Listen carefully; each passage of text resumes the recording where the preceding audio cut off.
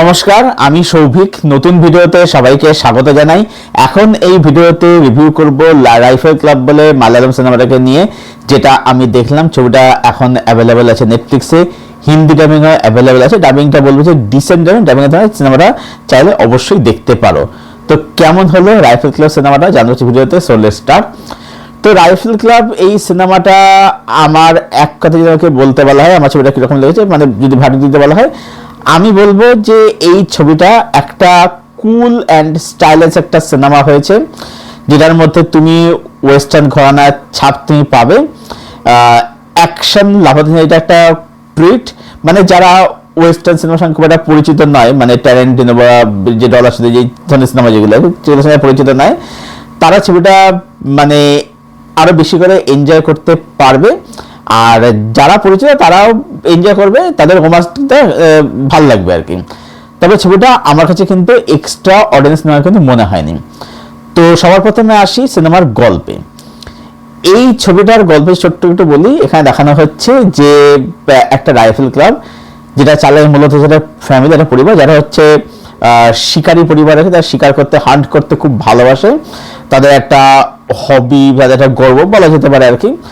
এবারে এই রাইফেল ক্লাবের পিছনে পড়ে হচ্ছে অনুরাগ কাশ্যপের ক্যারেক্টার, যে হচ্ছে ছবির অ্যান্টাগনিস্ট। এরপর কি জানতে হলে তোমাকে ছবিটা দেখতে হবে, মানে এটা একটা বেসিক ওয়ান স্টোরি আর কি। এবারে আসি ছবিটা আমার কাছে কেন ভালো লেগেছে, মানে পজিটিভ দিকে।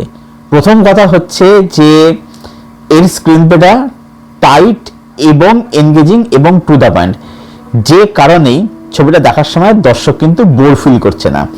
এবং যেহেতু ছবির মধ্যে কিছু না কিছু হ্যাপেনিং হচ্ছে, দর্শক কিন্তু ছবিটার সঙ্গে কিন্তু জুড়ে থাকছে। দ্বিতীয়ত হচ্ছে যে এই ছবির মধ্যে যে অ্যাকশন, সেটা কিন্তু ওয়েল ডিজাইন, সেটা কিন্তু ওয়েল কোরিওগ্রাফ। এই ছবির অ্যাকশন দেখতে তোমাদের কুইন্টিন ট্যারান্টিনো সিনেমার কথা মনে পড়বে।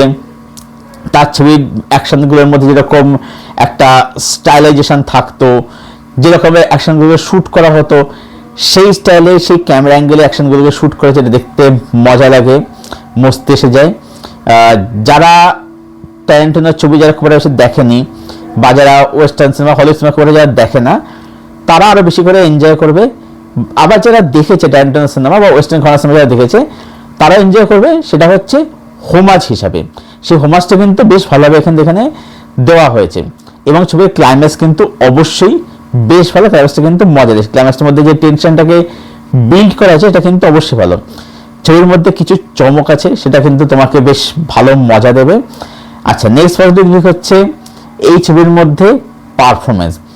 এই ছবির মধ্যে যারা যে অভিনয় করেছে, সেটা দিলীপ প্রধান হোক, সেটা দর্শনা রাজেন্দ্রন হোক, সেটা অনুরাগ কাশ্যপ হোক, তারা প্রত্যেকে কিন্তু এখানে খুব ভালো করেছে। কিন্তু সবার কাজ এখানে খুব ভালো।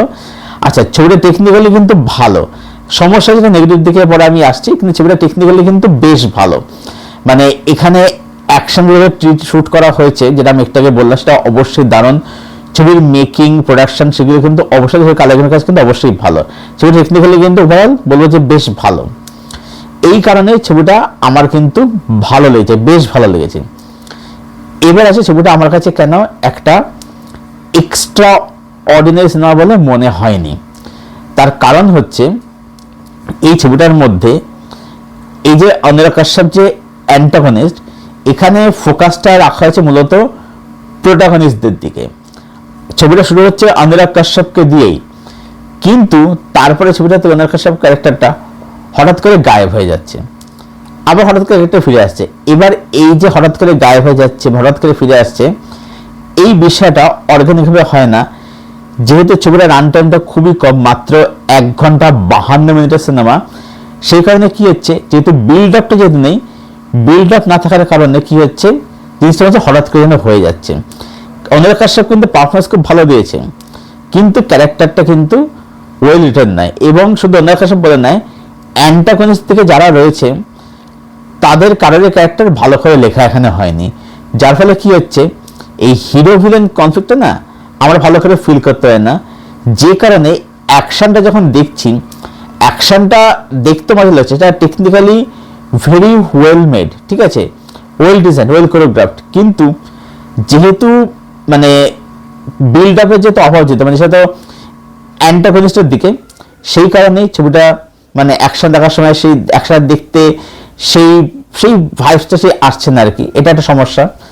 আর এছাড়া ছবির মধ্যে কিছু জায়গাতে একটু ভিএফএক্স এর সিজিআই সমস্যা, যেমন একটা জায়গা থেকে দেখবে একটা বাঘ একটা কুকুরকে মেরে ফেলে, কুকুরটার মুন্ডটা মানে মাছ ছিঁড়ে আলাদা করে দেয় আর কি।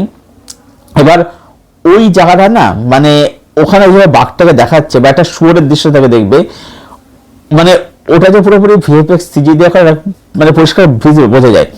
এবং যে কুকুরের মুন্ডটা ছিটকে সে পড়ে, মানে ওই মুন্ডুটা যে একটা ফলস মুন্ডু কুকুরটার, এটা কিন্তু মানে দেখলে বোঝা যায় সেটা আর কি, এগুলো কিন্তু পরিষ্কার ভিজিবল আর কি, মানে যারা প্রচুর কাজ দেখে তারা কিন্তু এগুলো ধরে ফেলবে আর কি। তো এই জায়গাতে যে ভিএফএক্স কিন্তু আমার দুর্বল লেগেছে, এখানে আরো বেশি ইমপ্রুভমেন্ট দরকার। ইনফ্যাক্ট ওই বাঘের দৃশ্যটা না রাখলেও পারতো না, ওই যে মানে কুকুরটাকে এই মুন্ডটা ছিঁড়ে মেরে ফেলছে, ওইটা দরকার ছিল না, ওটা মানে আলাদা সিনেমার মধ্যে সেরকম দৃশ্য কিছু কিন্তু সেভাবে অ্যাড কিন্তু করছে না আর কি, ঠিক আছে, এটা অন্তত আমার মনে হলো আর কি। ওভারঅল এটাই বলবো যে এটা একটা ভালো ছবি, যেটা তুমি এনজয় করতে পারবে, মজা লাগবে, স্টাইলিশ ছবি, কুল একটা সিনেমা, বাট নাথিং এক্সট্রাঅর্ডিনারি, বিশাল কিছু সিনেমাটা একেবারেই হয়নি আর কি। তো সব মিলিয়ে রাইফেল ক্লাব ছবিটাকে আমি রেট করব 7.5 আউট অফ 10। এই ছিল আমার রিভিউ মালায়ালামের রাইফেল ক্লাব ছবিটাকে নিয়ে। যারা দেখোনি নেটফ্লিক্স দেওয়া ছবিটা দেখে বলো, দেখে জানি কিরকম লাগলো। আর যাদের দেখা যায় তোমাদের কমেন্ট অবশ্যই জানি, ভিডিও ভালো লাগলে লাইক করো, শেয়ার করো, চ্যানেলটাকে অবশ্যই সাবস্ক্রাইব করে দিও এবং পাশের যে বেল আইকনটা আছে সেটাকে প্লিজ অন করে, যাতে এরকম রিভিউ ভিডিও আসলে তার নোটিফিকেশন শেষ করছি। আবার দেখা হচ্ছে তোমাদের সাথে খুব শীঘ্রই নতুন কোনো একটা ভিডিওর সাথে। ততক্ষণ যেন সবাই খুব ভালো থেকো, সুস্থ থেকো, তোমার সঙ্গে জুড়ে থেকো।